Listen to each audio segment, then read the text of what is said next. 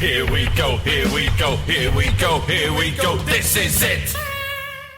This is Top Flight Time Machine. I am Andy Hotbody Dawson. Bow, bow, bow. I'm Sam Nifty Delaney. So what? Welcome along. It's the Friday morning episode. You get it on a Thursday evening if you're a subscriber to the IFS on Patreon. I threw a little gang shape there at the beginning because it's another episode that we've put out on YouTube as well. If you want to have a look at us, if you want to look at two men. Whoa, have you done that? Sam's just done a thing with his fingers where he's West Side. I can do that, but I've got to Turn do it into a W. manually. I do it manually. Can you just do it by crossing your fingers? I can just do it, mate. Look at that. West Side. East Side. See, I'm at the age now where joints begin like seize up and everything. And yeah. Anyway, I was going to say you can watch two men at the peak of their podcasting powers on YouTube if that's what you're into. We should start really this episode with some serious housekeeping type stuff. We've put a post out today on our Patreon, but it's for everybody to read and go and have a look if you want to. And there's going to be some important changes from next week to what we do. Basically, if you listen to the podcast free to air, you know, with the adverts in and everything, we're going to be reducing the number of episodes that you get every week. We're trying to lure more people into our Patreon Iron Filing Society IFS offering, as they call it. And the main reason for that is that over the last, I would say, couple of years, maybe 18 months, 2 years, the phrase I've used was the podcast playground has become swamped by celebrities, saturated by celebrities far bigger than us, which is fine. There's no reason why they shouldn't do that. There's no reason why Rory Stewart shouldn't be out there making his podcasts. I read, just as a side note before you continue this point, I actually read something about Lineker's podcast empire, and it said that Rory Stewart had made reference to like how much he was making a month, and he said, "I'm earning championship level footballer money." All right, and then the paper, I think it was the Telegraph, said we put it to him that we had been told by industry insiders that his podcast was making him £70,000 a month, and there was no denial. But I mean, of course, that's a journalistic trick. You can say anything, and if they don't remember to get back to you, you can go, "Well, I think his silence speaks volumes." But well, I mean, go on. No, I mean, I'm just saying, I don't resent him earning that kind of dough, but it goes to show that you know, these podcasts from the big sort of podcasting empires are taking up a lot of ad revenue that used to go into the pockets of independent podders like ourselves. Well, but you know, the market economy works that way. Yeah, well, that's basically where we're at. Over the last couple of years, the advertising revenue, which is a big part of what we rely on to be able to do this thing, has just kind of fallen away. So we're going to do. There's two reasons. The first one is we think that, well, obviously this advertising revenue has fallen away because of fucking Rory Stewart and he's 70 grand a month. So, well, he's the scapegoat now. Yeah. Secondly, what was the second thing? Yeah, the fact is we're putting out 5 episodes a week. The people who those 5 episodes a week are for, we're not necessarily convinced that they're massively into it, and that the people who are going to be massively into it will subscribe to the Iron Filing Society and chuck us a couple of quid or a few quid a month to get that content, to get more of it, and to get it without adverts in, and to just generally feel better about themselves, because that's what happens when you join the IFS. I think 100% of respondees from a survey that we did said that their lives were better. Said that they felt a lot happier and physically stronger, and they found themselves more attractive to the opposite better sex. In bed, less nervous as lovers. Yeah, I think what I like, I kind of like the idea now.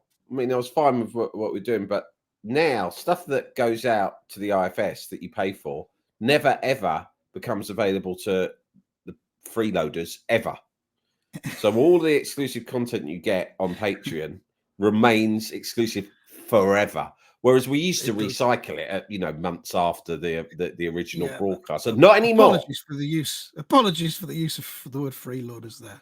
But not anymore. There's got to be a word. There has to be a word, and that's as good as any. Yeah. No. What'll happen is from next week, the Monday episode and the Friday episode, such as these, will go out to free to air as usual. There'll be nothing on a Tuesday, nothing on a Thursday.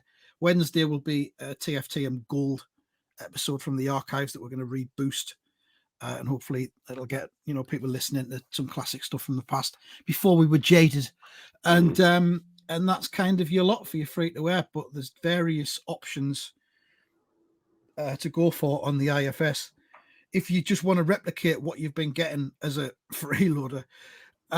You can sign up to IFS Plus, which is £4 a month, £1 a week, and you get what you've been getting Monday to Friday, and you get it without adverts in. But the other thing we've said as well, we're going to start putting out extended versions of some of the Monday and Friday episodes for the IFS subscribers. They'll get a bit extra now and again. That'll also be on the IFS Plus. So if you want to give us £1 a week, come and join in the IFS and carry on listening as you have been. I subscribe to a newspaper service, online. That mean? About 6. Well, it's not. I don't know what to call it because it's not a newspaper anymore, is it? All of these things that used to be newspapers are now. It's not made of paper unless you're printing it out. I subscribe to one. We've talked before about journalism. Now, if you want it to survive, you've got to pay for it, etc., etc. And that's true of all content that you enjoy consuming. And so once in a while, I will pay for one, sometimes more of them, and I'll get in the initial deal that they say, oh, you get your first 6 months for this or. And anyway, I did it with one of the news outlets, and I think it was like maybe a tenner a month. And I thought I'll do that for a while, and then I'll unsubscribe. And then what I tend to do is I join another. They put it up without me noticing, right? Because I hadn't kept my eye on things. £25. 25 quid a month. Fuck me. Right. And we're saying we give you daily content for £1 a week. £1 a week. Makes you think, doesn't it? We've put this post out on the IFS today on the Patreon, and IFS subscribers can comment. Regular people can't comment, but they can read the post. It tells us what we're going to be doing from next week. And so many of the comments are people saying it's already ridiculous value for money. Other podcasts are charging way more for less. You numbskulls. We haven't got a problem. They made us feel I'm silly. like, what the fuck? Yeah. But we're a podcast for the working man and the working woman. Look at these hands. These are working hands. And the working YouTube. non-binaries. Anyone who's working. Anyone. So we're not here to rinse everyone 0 dry. hours, lads and lasses. All of them. Non-binaries. Even those of you who aren't hardworking, we still want you to have this. The shirkers. We're just as much a fan of the shirkers as we are the benefits. Workers. Yeah. Ask at your Dole local office benefits and see office. if you can get a grant to listen to the podcast. Tell them you're on the IFS and it's important for you, for your health, and see if they'll cover it. You never know. Don't ask, you don't get. Yeah. So thankfully, the response has been really positive from the subscribers. And if you're not one already, all we can say is if you enjoy the podcast, please chuck us a few quid to keep us going, because Rory Stewart's got all the fucking money. We've been doing it 6 years. And, originally, we did it for nothing. Then when our audience grew a little bit, we made some money out of advertising and did some behind the paywall as well. But now it's changed. The game's changed, hasn't it? And I tell you what else as well. Even the BBC are thinking of putting ads on their podcasts. And once that happens, well, the game's up for the likes of us. That's it. Forget it. I mean, then you're competing with podcasts. Your Lily Allens of this world. I think hers is a BBC one. Lily Allen. Right, Lily Allen and her mate who used to do Pop World, and they're basically talking about, I don't know what they're talking about, but like those podcasts, they advertise every 5 minutes on BBC One, Radio 2, Radio 5 Live, in the Radio BBC Times. iPlayer, everywhere. There's ads for these podcasts, right? And we're literally they're competing with us for ad revenue. Mhm. I mean, they're literally, they're putting. As I've said to Twitter, millionaires are starving our kids. That's where we're at. Lily Allen has if you're got listening. Andy and I on a little dish, right? She's got her salt and pepper, shake, season us to her taste, and then this swallows us like that. Crunch. It's not even her main meal. That's just a little appetizer before she starts eating other people. And she a has bouche for fucking breakfast. She'll be like, Top Flight Time Machine. They're a fucking amuse bouche to me. I'll fucking crush the pair of cunts. I'll fucking shit them. That Delaney was always slating me when he was at Heat magazine. Well, here's my fucking revenge. Yeah. So that's where we're at. So, so there we go. That's the big announcement for today. No, but we do a massive appreciation for those who have been supporting us via Patreon for years. Completely. It allows us to keep doing it. And I would say is this as well. A lot of people say, "Oh, thanks a lot," because tuning in every day, it's like a regular, and it's fun, and it helps with my mental health and all of this stuff. And we're always delighted to hear that. But I tell you this much, it helps ours as well. It does mine. Totally. I mean, being able to do this every day is a brilliant thing, but we can only do it because of the loyal Patreon IFS community sort of thing. So I'm very grateful for that. A lot of people mentioned lockdown and how helpful it was. It was fucking magnificent for us as well. Yeah. Getting to sit down like this in our respective rigs and just having a laugh. Yeah, it helped us as much as it's helped anybody else. It was quite good actually, because it also showed us that it was possible to do it 5 days a week, which I love doing, and thankfully so do a lot of our listeners. But we hadn't ever contemplated that, I think, before lockdown. In lockdown, thought why not, and then carried it on. Yeah, it was April 2020. I just realised that was during lockdown when the IFS Platinum kicked off, and we started going to 5 days a week, didn't we? Yeah.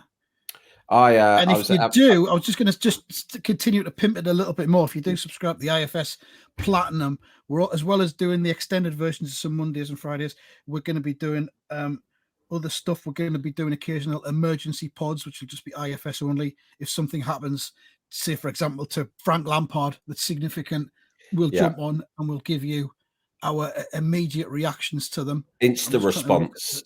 Instant responses. That as well. And if you're IFS Turbo, which is the top tier, we'll do music episodes now and again, and we've got some Turbo exclusive Melchester spin-off episodes in the pipeline. I think someone brilliant wrote on comments on Patreon that he was looking forward to the extension of the MPU, which is the Melchester Pod Universe, which I thought was very good.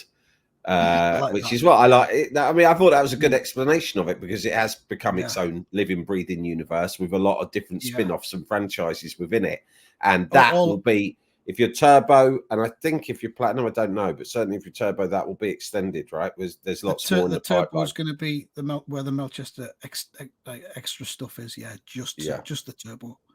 Yeah, and we do stuff like this. If you're watching on YouTube, we do once a month. We do a live video stream with the Turbo members, and they all join in the comments, and it's brilliant. It's great fun. It's one of the highlights of the month for us.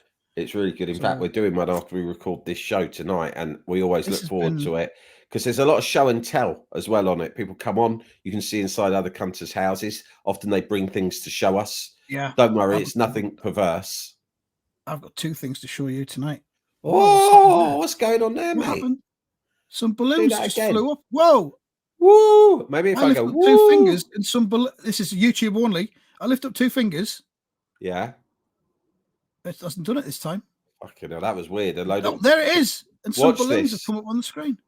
Watch this on YouTube. If you're listening to this in headphones, when you get home, stick it on YouTube. You'll be amazed. It's like Andy is able to summon balloons. Fuck. What a world. What a world. There they go. Whoa. Oh, can't I do that?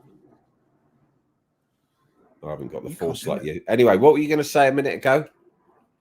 Before the balloons I've got a couple of things to show you. Oh, yeah, go on. A couple of things to show you on tonight's live video stream. That's what I'm saying. Okay, all right. Good. I was out for lunch earlier with my oldest mate in the world, And I said to him, in the world, he's the oldest friend I've a got. world record. I've known him since I was 4. We're having lunch, and he said it's his 50th coming up, and me and him are planning a little trip. I was actually very touched because he said, you know, it's my 50th. He said, I'll be doing things with my family, you know, his wife and kid and stuff. He goes, but I would like for us to go away and like go and watch a football match somewhere abroad or something. And I was like honoured to have been asked. I said, what? All the lads together? He went, no, just me and you. It'll be a laugh. So it's like, that's nice. That's lovely. Yeah. We're probably going to go to Milan, watch a game at the San Siro. He's never been, right? And then, chill out, eat some nice food, maybe go to a spa. Who knows, right? I was quite touched by that, actually, Andy. And I'll be looking forward to that. I hope. I don't know if we're going to go or not. But this is what he suggested to me. And I said, we'll try and make it happen. But, i.e., I don't know if I can afford it. And I also haven't asked my wife yet. So a number of obstacles stand in my way. Apart from those obstacles, it's looking good. It all sounds good. I said to him, mate, isn't it funny? I said, whenever we get together and have lunch, we talk a lot about school. And then we talk about, you know, when we were at university, or we talk about when we were at sixth form college, and we talk about all these things, and we remember vividly all these things that happened, all the things we used to say, all the jokes, and all the people, even some of the obscure people who we weren't actually friends with, but like cameo characters who you were in a class with in like 1987 or whatever. Yeah. I said, and all that carried on, and we remember all that stuff, and we talk about it like incessantly and laugh about it. I said, and then we sort of became adults, right? We left education and we went into the adult world. I said, everything between then and now, sitting here today, I said, it's a fucking jumble. I can't, none of it is compartmentalized. I don't know what happened when. I can't remember most of it, right? It's fucking gobbledygook. I said, and you know, I just think it's scary because what it is that life is in these compartments. You have primary school and then you have secondary school, and it all kind of makes sense, and it goes quite slowly and you savor it. And then adult life kicks in and someone presses a fucking fast forward button and it just goes at lightning speed, and you don't have time to pay attention or to really engage or savor any of it. I said, and I only feel as if it's actually getting faster. Like if you ask me to describe something that happened in 1992, I can do it perfectly. If you ask me something that happened in 2002, I'll be like, I don't know what the fuck I was doing then, right? I've got no fucking idea. I said, you know, and I just think it's going to get faster and faster. And he said 2 things. He went, you're right. And I think your analysis is partially right. He said, but there is an elephant in the room that you have not mentioned. And that is drugs, massive drug abuse. And I said, yeah, that's true. That might did be spring why. To mind when you started this little, piece. In both mine and his cases. Well, no, it is true. I mean, I've not done drugs, but I think it's true for everyone. Accelerated everything was the birth of my daughter in 2003. Yeah. And that was almost 21 years ago. Yeah. That 21 years has gone in the fucking blink of an eye. It's the one thing that angers me most about life. It's not Nigel Farage. Yeah. It's not the machinations of the fucking ownership at Sunderland Association Football Club. It's the fucking speed at which life goes. Too fast. I think about how fast that 21 years has gone since my daughter was conceived, let's say. We're going to do some sexy talk. Conceived just over 21 years ago. 21 years from now, I'm going to be almost 73. That's going to go like that again. That is exactly what I was saying. That's what I was saying. I was saying those years that we've lived through since 1997, I would say I left university and I had to engage with adult life in a meaningful way. And since then, fuck knows how many years that's been, right? But a lot. And it's all a jumble. It's a blur. And yeah, definitely since I had my first kid 17 years ago, that's sped up even more. But now, it's just going to go faster. This is a fun episode. He said, there's an elephant in the room. He said, and that's drugs. And I said, okay, all right, drugs, yeah, sure. But I did say to her, I'm sure it's the same for other men who didn't live like we've lived. And then he said, but don't worry, there's a solution. And I said, what's it the more drugs? solution? He went, no. Well, he didn't say that. The phrase he used was, he goes, we need to crank it up. Oh, shit. And I said, what? Crank what up? He went, things. We need to You crank know, things up. And then he just raised his eyebrows. And I thought, oh, Jesus fucking Christ. hell. I'm not sure about this weekend in Milan now. He's talking about, he God. thinks the solution is almost to go back. He said he thinks the problem is, that's what he said. When I asked him to qualify this, he said, the thing is we don't do as much as we used to. He went, so everything's just drifting by. He went, whereas we used to fill our lives with loads of things. I'm not into, I mean, he still drinks, and which is fine, but like I feel as if I my life is fairly full, or as full as I want or need it to be. But he feels that as a result of us not caning it as much as we used to, that life is becoming emptier and things need to be cranked up. Don't worry, I have no intention of cranking anything up. If I'm cranking anywhere, mate, I'm cranking down. You know, cranking down. There's the episode title, cranking down. You're gonna be, if you're gonna do anything in Milan, you'll buy a packet of fags and smoke them. Oh yeah, I probably will do that. That'll be a good reason to go. That's always a good feature of any of my city trips. It sounds like your mate's not subscribing to the Just Dress lifestyle quite as much as maybe he should be. Not as much as me. He's sort of he's kind of half and half. He certainly rests more than he used to, but I think he still hankers after the occasional crank it up, right? Which is another reason why I was particularly touched that he'd invited me on his special birthday trip, because there's plenty of other people he knows who would be very much up for cranking things up. Do you know what I mean? Yeah. He knows that he knows that I crank down only, and yet he's invited me anyway. And that's, I think, the nub of why I found it touching. Perhaps he sees it. I mean, you'll obviously have read Fear and Loathing in Las Vegas. Yeah. By Hunter S. Thompson. Perhaps he sees himself as the Hunter S. Thompson in this tale, and you're I'm his attorney, hulking lawyer, Raoul Duke, wasn't it? Yeah, his attorney. As your attorney, I advise you not to do that. Yeah, maybe that's what he's going to try and do. Yeah, I think he might think that my presence is a calming influence, which aside from the fag binges, it tends to be whenever we've been away to some West Ham away weekends together or away days together, and usually, and if they're in the UK, I don't even do the fags thing. You know, it's just a couple of Heineken Zeros for me. Just abroad, isn't it? Just abroad. If you go to Milan, there's a restaurant there where if you ask for tomato ketchup, the proprietor of the restaurant will get quite angry. Yeah, okay. Or at least he did. Yeah. He did in 2001 when we went. Right. What did you ask for it on? Well, it wasn't me. It was one of my mates. He'd had a steak and he wanted some ketchup on it. Fair enough, yeah. Which is silly. Well, Paolo Di Canio, of course, banned ketchup, I believe, at Sunderland, which is one of the reasons things didn't work out. And when I interviewed him on TalkSport about that, even though it was a few years afterwards, he became extremely animated and was going, do you know what is in the ketchup?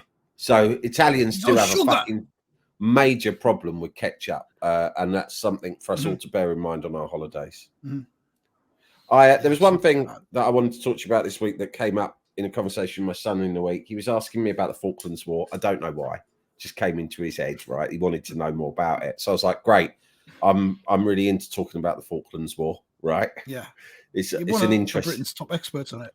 Yeah, it's an interesting subject. I actually once interviewed a guy who'd served in the Falklands War who told me a story which my editor at the time didn't buy, and I don't think he let me even publish it because he said, I'm not convinced and you can't corroborate it. It's like, what are you fucking talking about? It's straight from the horse's mouth.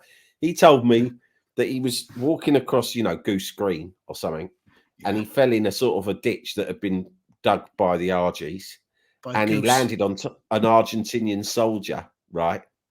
And they wrestled with each other over a gun. There was a rifle between them, and he was wrestling it to try and stop the Argie. It was dark. It was in the dark, so it's pitch black. You could barely see a thing. And he said, I was wrestling with him, and his helmet fell off, but mine was still on. He went, and I thought only one of us can basically eventually get control of this rifle, and then the other one will be immediately dead. And he thought, and it could be me, could be him, but there's no point leaving it to chance. So he claimed to me that he headbutted the Argentinian to death.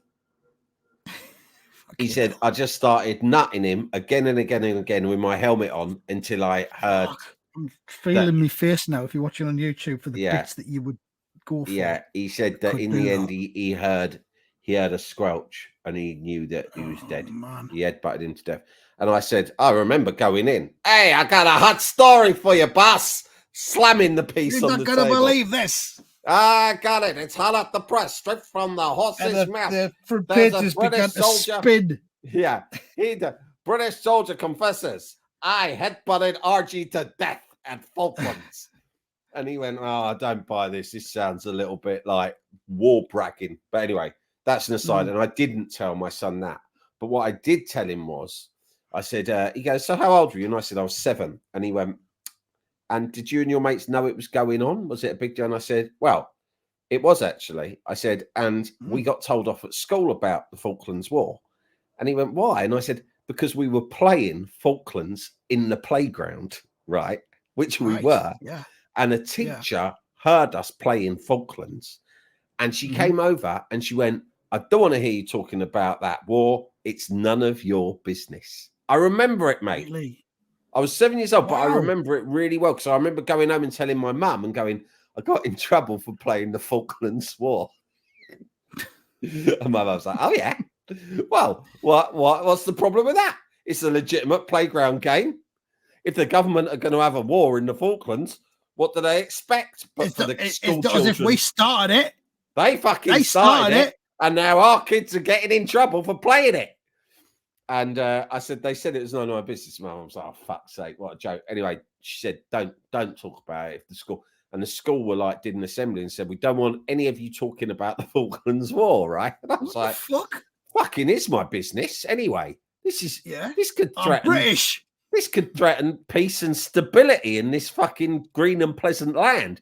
Because I tell you what, if you let RGs take liberties over there, it won't be long before they're turning up on our doorstep, right? I'll turn up on their boats after 3 weeks. The thing that my son was most interested in, though, is he goes, so you played Falklands?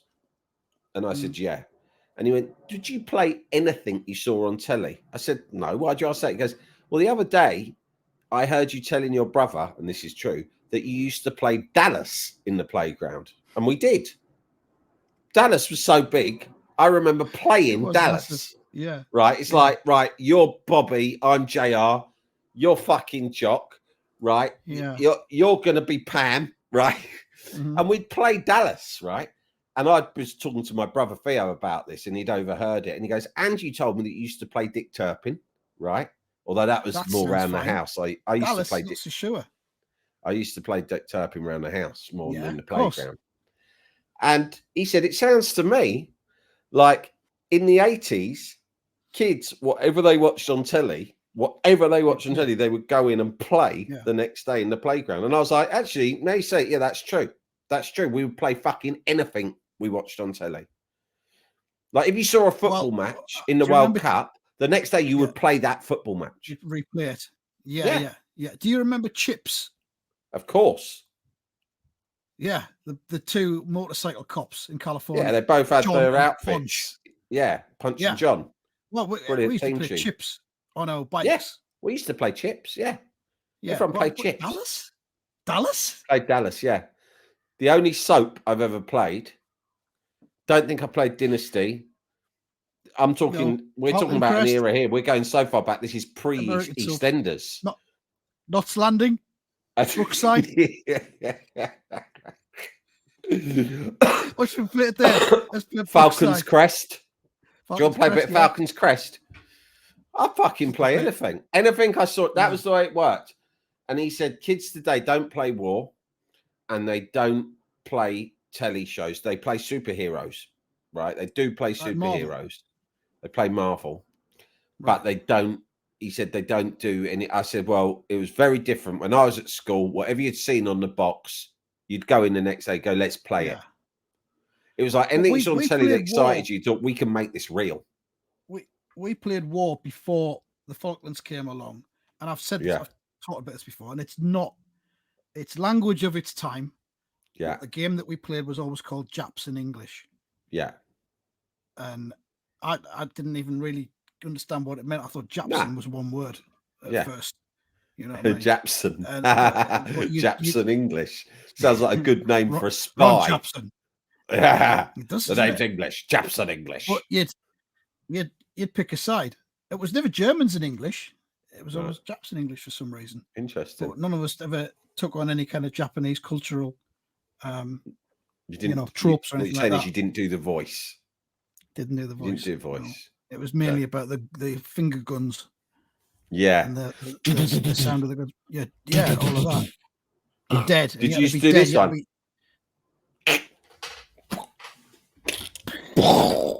Like that.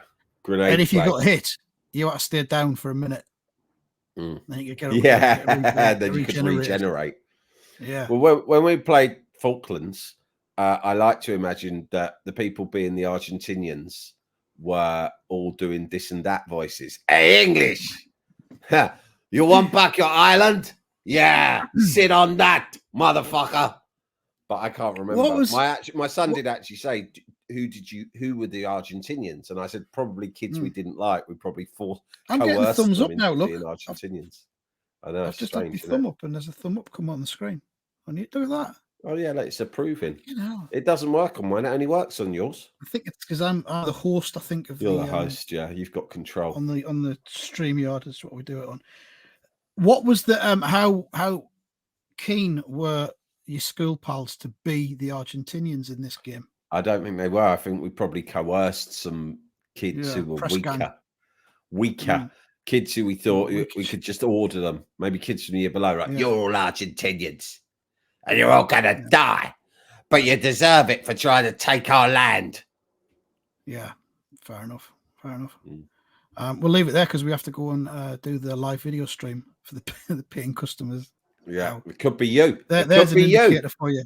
It could be you. There's an indicator on why subscribing to the Patreon is very important because it makes your life better. So have a look at the update of what we're going to do, and please think about subscribing if you don't already. If you do, thank you very much for all your support because it really, really, really appreciate. Very much that's appreciated. It from Thank us you all. for now. Enjoy your weekend, and that's that. That's that. Goodbye. Goodbye. Goodbye. Goodbye. I love you.